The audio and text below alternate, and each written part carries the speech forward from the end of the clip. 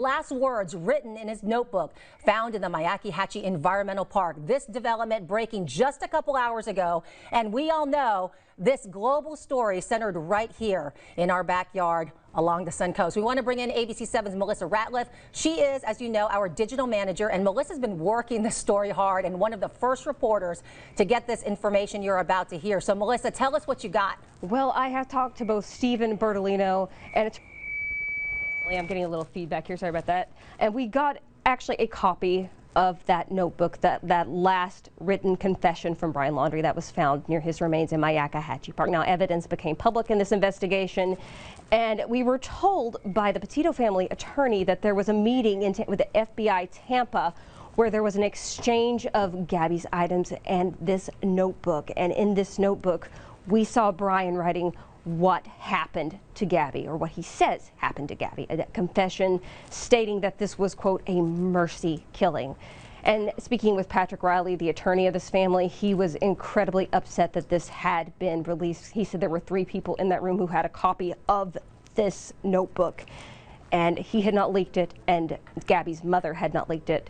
Stephen Bertolino had also sent this to us as well as Patrick Riley. Now we have all this information on our website, of course, and the reaction, of course, heartbreak. Patrick Riley said he was incredibly upset for Gabby's mother for having to see this play out so publicly.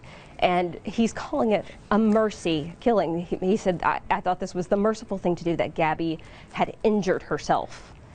Let's talk about that, because you and I were talking in the newsroom, and it took a while to process it. First of all, it's kind of alarming to look at that actual notebook with the handwritten notes, and it's pretty lengthy. He's going into detail, and basically Brian Laundrie, like you said, it's a mercy killing. He said he basically was putting Gabby out of his misery in this notebook, right? Yeah, well, basically what happened, he is saying, is that she got a head injury or had suffered a head injury. They were, of course, out on a trip in Wyoming.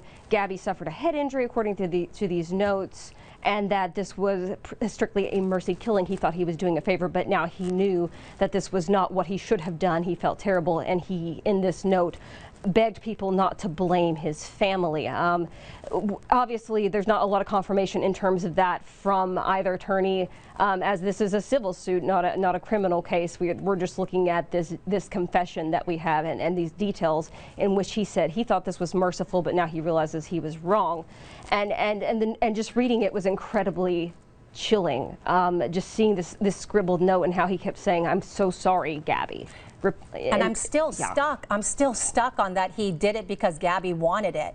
Like, she wanted to be put out of her misery. And you think, like, well, why didn't you just take her to a hospital? So there's so many questions coming out of this notebook. And is that real? Is that real? Do we take these confessions as truth? And just because you write it doesn't mean it's true. Maybe these are his last words because he's trying to save face. I mean, you can look at it 10 different ways, and that's why we're going to be talking to our law enforcement expert later on in the newscast, because they actually have a professional way of looking at these confessions, especially when somebody ends their life. But it really, really is intriguing, fascinating. It's chilling, you know, and it's a little creepy. It's a little creepy, I have to say. Yeah, and just knowing, when I spoke to Patrick Riley not too long ago, and he was so disheartened in saying that this came out a half an hour on Fox. This was released first to Fox News.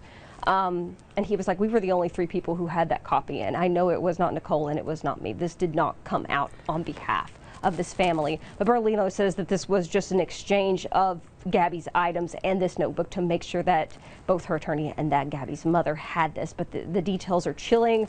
As for skepticism, like I said, this is a civil case that's going on here in Sarasota, so that's going to be more a topic for law enforcement. More to come on this. This is just we're just breaking the ice, and this is going to open a whole new can of worms and opinions and whatnot. But kudos to you for getting all that, ace reporter. Melissa, you've graduated from Top Clicks. It's very important information. The whole Sun Coast and the whole world has been waiting for this information, and now we have it. So thank you for your digging and your reporting on this. Yes, it's still so heartbreaking, even after a year later. It's almost a year later. Just my heart goes out to all those families. Thank you, Melissa. And as Melissa